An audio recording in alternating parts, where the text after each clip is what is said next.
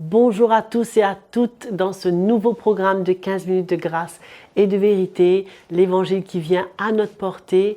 Et cette fois-ci, ce sera le pasteur Fabien Larubab qui nous encouragera et nous fortifiera.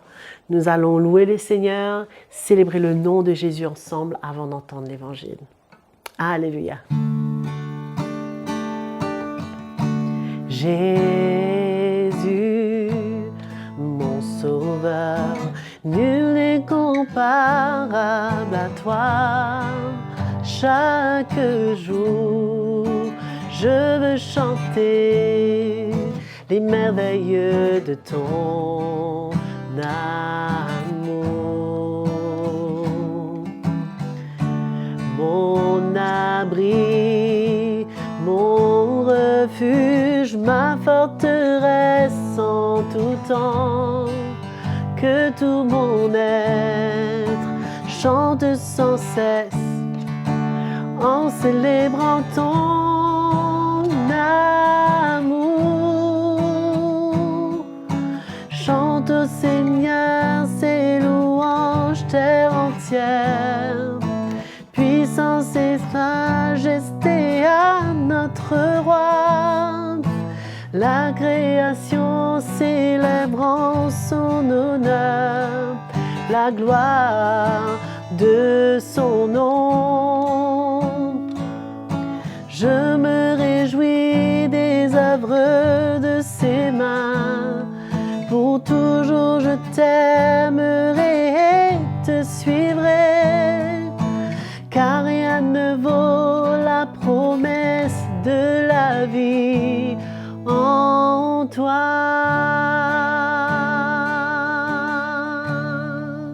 Alléluia. Rien ne vaut la promesse dans le Seigneur. Alléluia. Nous allons entendre l'évangile et on se revoit juste après. Bienvenue à tous.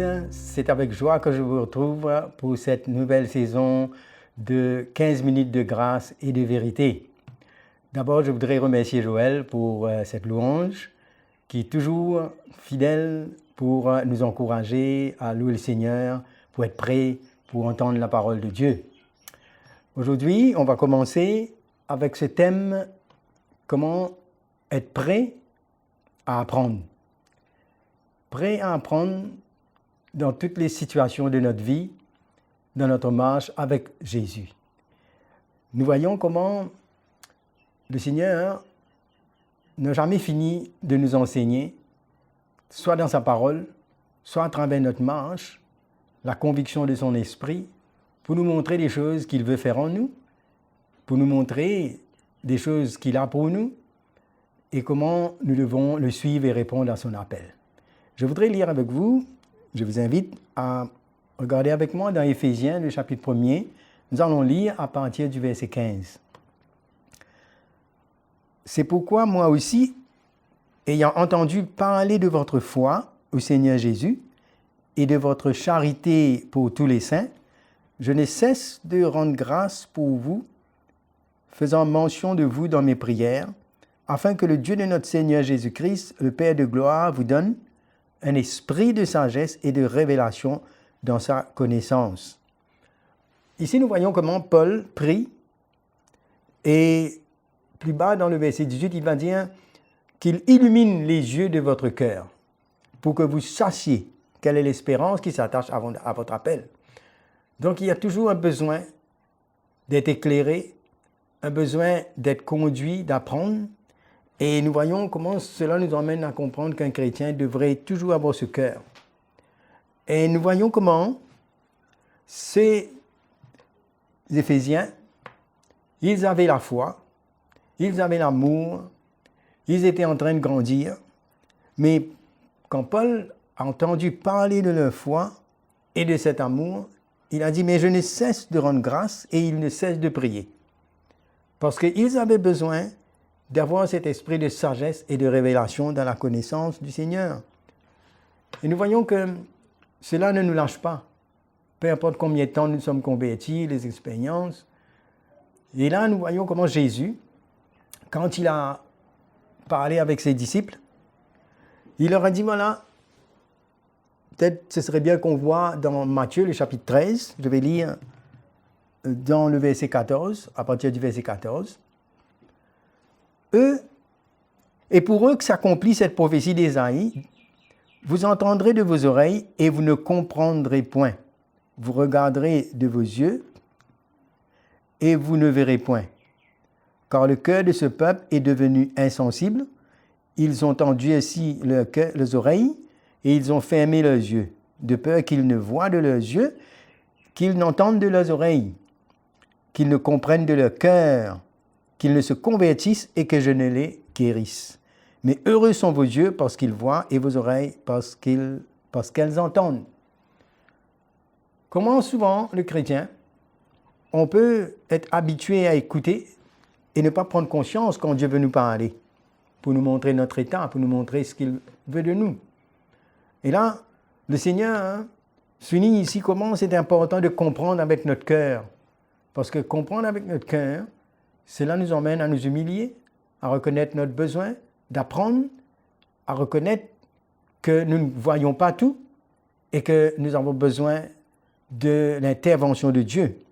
Et souvent dans la parole de Dieu, nous voyons, même dans les évangiles, dans les épîtres, et même dans l'Ancien Testament, souvent la parole de Dieu va venir répéter ce qu'il a déjà annoncé. C'est une répétition afin qu'on puisse réellement prendre conscience qu'on a besoin d'apprendre et de ne pas oublier. Ce n'est pas parce que nous entendons la vérité plusieurs fois qui montre qu'on connaît, qu'on est arrivé. Mais on a besoin de réaliser que notre cœur qui a besoin d'être touché pour pouvoir être changé. Donc, on est à l'école de Dieu, on a besoin d'être prêt à écouter, prêt à apprendre. Le Seigneur nous emmène à avoir un cœur tendre, prêt à changer. Et vous savez que dans notre marche chrétienne, il y a tellement de choses qui sont encore cachées pour notre vie, qu'on ne sait pas, et que le Seigneur a besoin de nous instruire. Nous devons éviter d'avoir l'assurance qu'on connaît et d'avoir l'assurance qu'on fait tout bien, mais qu'on a besoin d'avoir toujours cette place. Même qu'on dit oui, on sait qu'on ne connaît pas tout, mais c'est dans le moment où on est testé qu'on réalise. Dans le moment où les situations se présentent, la manière que nous réagissons, la manière qu'il y a les critiques de jugement, des explications, justifications et toutes ces choses, là on réalise qu'on a besoin d'apprendre. Donc on a besoin de cette attitude et discerner ce que Dieu veut nous dire dans des situations où il nous parle et où il nous confronte. Donc voilà comment des fois notre loi, nos émotions peuvent se manifester, il y a un mélange en nous et qui nous empêche de voir la manière que Dieu veut nous parler et de voir la grâce de Dieu dans ces choses parce qu'il veut nous instruire. Alors quand Dieu nous montre notre état, on a besoin d'avoir cette crainte de Dieu, de nous humilier et d'être prêts pour que le Seigneur, dans sa grâce, continue à nous changer.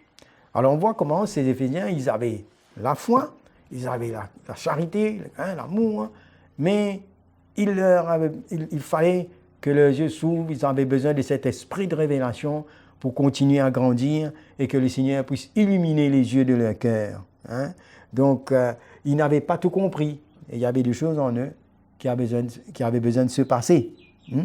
Donc, on a besoin d'éviter d'avoir cette assurance personnelle dans la chair, une propre satisfaction et se tenir sur notre position qu'on a compris, mais voir notre besoin, comme les Éphésiens, d'avoir cet esprit de sagesse, de révélation pour comprendre la richesse de la gloire et de son héritage réservé aux saints.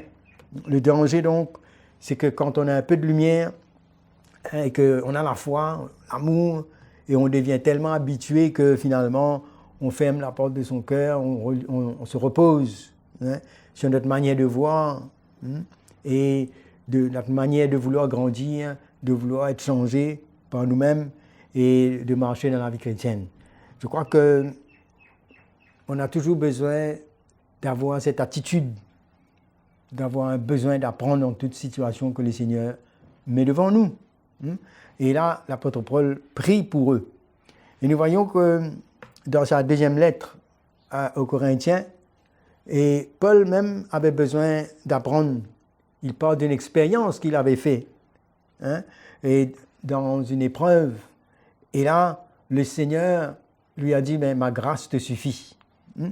Alors, malgré qu'il avait la foi, il avait la compréhension des choses de l'esprit, une maturité, mais le Seigneur voulait le préserver et il avait besoin d'apprendre la grâce de Dieu dans cette situation. Donc, toutes circonstances, la manière qu'on sert le Seigneur, la manière que nous voulons rentrer dans le plan de Dieu, nous avons besoin d'apprendre le cœur du Seigneur.